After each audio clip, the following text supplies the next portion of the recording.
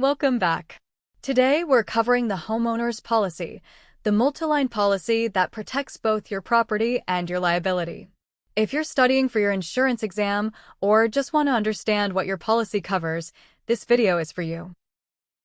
So first things first, Homeowners is a multi-line policy. That means it covers your house and your stuff, but it also covers liability if you get sued. Think multi or more than one. But not every house qualifies. The home must be owner-occupied. You can live in a single-family home or a duplex as long as you live in one half. You can even insure a house under construction if you're the one who plans to live there when it's done.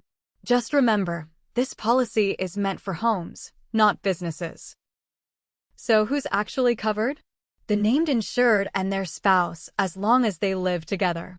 All resident relatives are covered too: kids, siblings, parents, even children away at college, with some restrictions. But here's a trick question.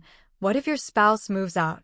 They lose coverage after 90 days if they're not listed on the policy.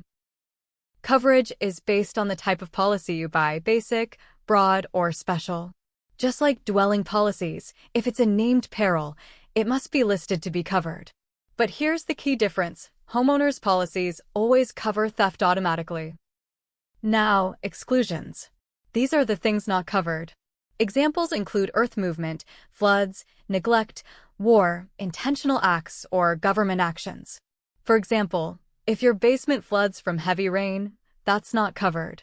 But if the fire department soaks your house putting out a fire, that water damage is covered. There are different versions. HO3 is the most common. It covers everything unless excluded. HO4 is for renters, just personal property and liability. HO6 is for condo owners, covers walls, floors, ceilings, and personal property. HO8 is for older homes, when replacement cost is much higher than market value. Think of each as a tool for a different living situation. Property coverages. Coverage A is for the dwelling, which covers the house itself. For example, your roof gets torn off in a storm. It's covered if you insured at 80% of replacement value. Coverage B is for other structures like a shed, detached garage, or pool and is 10% of your dwelling coverage. Coverage C is personal property, which covers your stuff anywhere in the world. Yes, even on vacation in Paris. Coverage D is loss of use, which pays for a hotel if your home is uninhabitable. Now for liability coverages. Coverage E is for personal liability, which pays if your dog bites someone at the park. It's your protection bubble. Coverage F is medical payments, which pays medical bills for the other person, no matter who is at fault. It never pays you. Of course, there are exclusions: no coverage for business activities, car accidents, professional liability, or war. Boats are covered only if they're small, such as sailboats under 26 feet and powerboats under 25 horsepower.